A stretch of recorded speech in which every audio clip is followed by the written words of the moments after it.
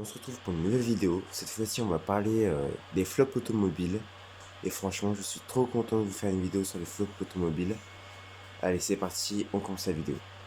Nous sommes en 2004, la mode des monospaces est bien là. Seat a déjà fait son compact space Altea. Renault a sorti la berline monospace. Et Seat veut faire une berline à coffre, une berline monospace. Seat va sortir la Seat Leto 3 en 2004, entre 2004 et 2009. La voiture s'écoulera à 50 000 exemplaires, elle fera un flop dû à son design controversé et son positionnement un petit peu flou, parce que c'est vrai qu'une berline monospace, c'est très très rare, et les clients se sont demandé quoi, ce que je peux comprendre. Sinon, ça reste une excellente auto, ça reste une bonne voiture. La Seat de ma tante a atteint les 310 000 exemplaires, j'en ai fait l'essai, je vous laisse le visionner. Dans les années 2000, Smart cartonne avec sa Fortwo. Toyota arrive dans le marché des micro-citadines, dans les moins de 3 mètres, mais elle va proposer 4 places, 4 vraies places par rapport à la Smart Fortwo. Malheureusement, elle connaîtra un flop. Elle se vendra à 30 000 exemplaires en France entre 2008 et 2014, et dans le monde entier, elle se vendra à 250 000 exemplaires. Les raisons de son flop, c'est son prix bien élevé par rapport à la taille de la voiture. Et après, elle est arrivée dans une période où les constructeurs n'innovaient plus, et c'était la mode des SUV urbains. En témoigne le Nissan Juke qui arrivera 2 ans plus tard. Sinon, ça reste une excellente auto, c'est une voiture très robuste. C'est une voiture qui par contre se trouve chère aujourd'hui encore sur le bon coin, mais je vous la conseille, c'est une excellente auto. Elle peut facilement atteindre les 250 000 km au compteur. Dans les années 80, la mode des monospaces arrive avec le Renault Espace 1. Dans les années 90, le Sonic 1 est un succès commercial, le Xara Picasso aussi, mais le Chrysler Cruiser arrive pour concurrencer le Scénic et être un monospace. Au niveau mondial, c'est une voiture qui connaîtra un succès, mais si elle est dans cette vidéo-là, c'est qu'elle connaîtra un flop en France. Elle se vendra entre 99 et 2008 à 30 000 exemplaires. Les raisons de son flop, c'est son design un petit peu original, rayonné trop, son positionnement aussi, parce que c'est vrai que quand on la voit, on pense pas que c'est un monospace. On sait pas quoi en penser, on sait pas si c'est une citadine, une berline compacte. Donc c'est vrai, c'est un positionnement flou. Et après, c'est vrai qu'elle consomme beaucoup. Mais sinon, ça reste une excellente auto. C'est une voiture très modulable, très grande par rapport à la New Beetle ou la Mini qui sortira à la même époque. C'est une voiture aussi très robuste qui peut facilement atteindre 250 000 km au compteur. Bon, comme je vous l'ai dit, dans les années 80, le monospace arrive avec l'espace. Les années 90, c'est la Twingo, le mini-space, le Scénic, le compact space, et Renault se lance dans le marché du coupe-espace, une voiture plus égoïste, sur une base de Renault Espace 3. Bon, ce Renault Avantime sortira entre 2001 et 2003, mais connaîtra un flop et se vendra à 8 557 exemplaires. Bon, alors j'adore cette voiture avec sa touche grand air, c'est une excellente auto, mais c'est vrai qu'elle consomme beaucoup. Un autre défaut, sa qualité de fabrication n'est pas optimale, mais ça reste une voiture excellente, je trouve. Elle est vraiment sympa. Et c'est vraiment un futur collector, c'est même un collector à saisir dès maintenant. Et elle se vendra à plus de 8557 exemplaires. Malheureusement, elle fera couler la marque Matra. Mais une de ses raisons principales de son échec, c'est son côté trop innovant.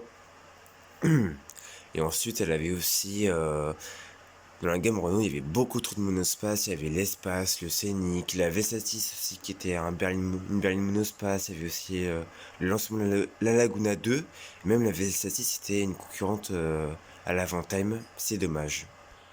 Ces deux véhicules ont brouillé l'esprit des clients. Et au final, au lieu d'en choisir un ou l'autre, bah en fait ils sont partis chez les concurrents allemands. La mode des monospaces dans les années 2000 est vraiment saturée par les mini-spaces aussi, par le Renault Modus, la Fiat Idea, la Lancia Moussa, le Suzuki Wagon R, la Honda Jazz et l'Opel Meriva de première génération. Mais en 2005, même 2003, Peugeot présente des concept cars Peugeot Sésame, un mini-space qui propose des portes coulissantes automatiques, mais la voiture sera un flop. Elle sortira entre 2005 et 2009, elle se vendra à 124 100 exemplaires. Mais bon, ça reste une bonne auto, mais faites attention quand même aux motorisations essence. Je trouve que il faut au moins la version 90 chevaux essence parce que c'est vrai qu'elle consomme quand même beaucoup cette voiture. Et c'est vrai que la 60 chevaux essence, elle n'est pas assez puissante par rapport au poids de la voiture. Sinon, c'est la voiture de ma mère depuis une année et demie et c'est que du bonheur. Ça reste une voiture trop sympa.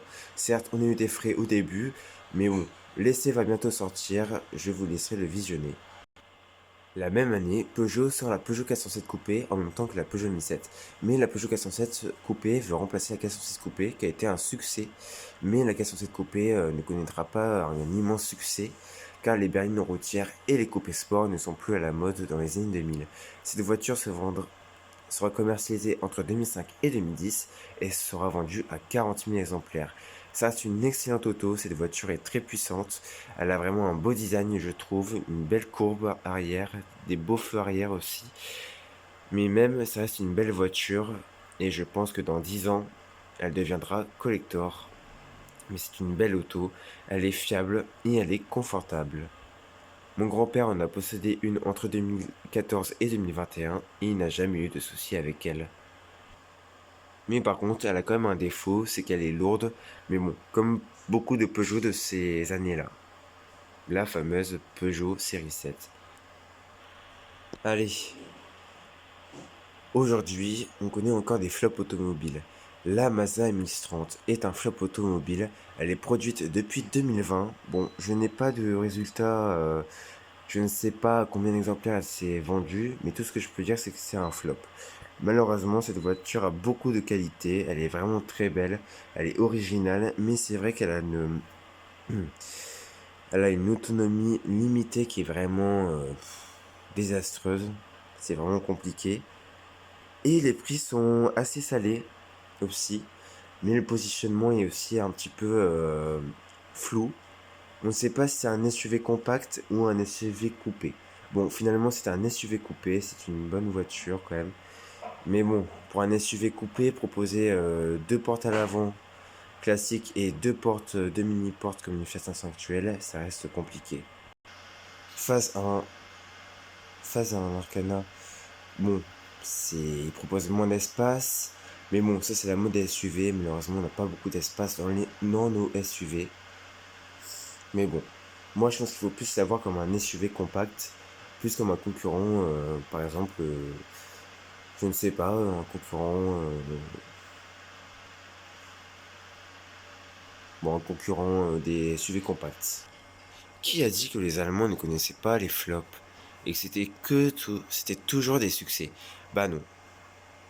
Dans les années 90, Mercedes lance le mini-space, la Mercedes classe A de première génération, et c'est vrai qu'elle connaît beaucoup de soucis d'équilibre, mais bon, là on va parler du Mercedes Vaneo, mais c'est vrai qu'elle connaîtra un flop, elle sera vendue entre 2000 et 2004, mais je n'ai pas d'informations sur le nombre d'exemplaires qui a été vendu, je n'ai pas trouvé, mais c'est vrai que c'est une voiture dont les raisons du flop, c'est que le positionnement était un petit peu trouble. On ne savait pas si c'était un utilitaire qui se concurrençait face à un Kangoo ou si c'était un monospace qui concurrence le Renault Espace ou un Peugeot 806 ou un Citroën Évasion de la même époque. Bon, finalement, c'était un monospace.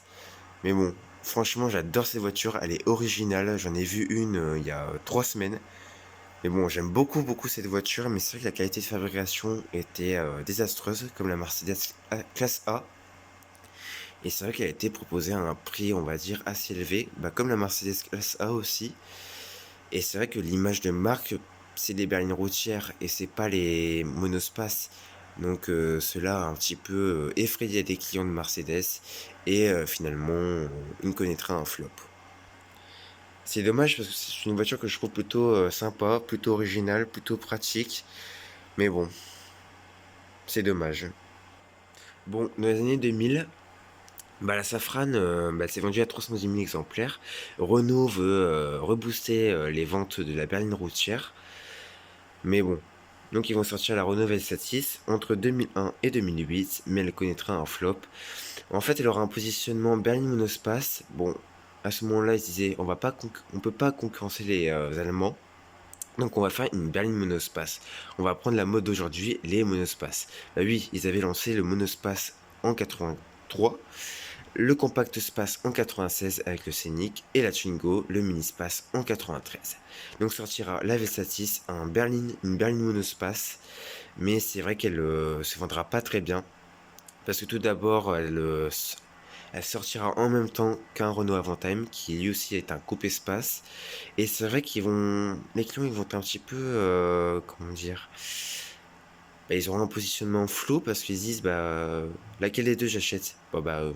J'achète aucune des deux. Et cette voiture se vendra à 60 000 exemplaires. Bon, c'est une excellente auto, mais bon, qui connaîtra quand même des soucis de fiabilité, une qualité de fabrication pas optimale comme l'Avantime. Mais bon, j'adore cette voiture, elle a inspiré la Seat Toledo 3, comme je vous ai dit au début de vidéo. En début de vidéo. Et c'est vraiment une voiture que j'aime beaucoup, beaucoup. Mais bon, elle connaîtra un flop. En tout cas, elle est beaucoup mieux qu'une Latitude qui arrivera 9 ans plus tard.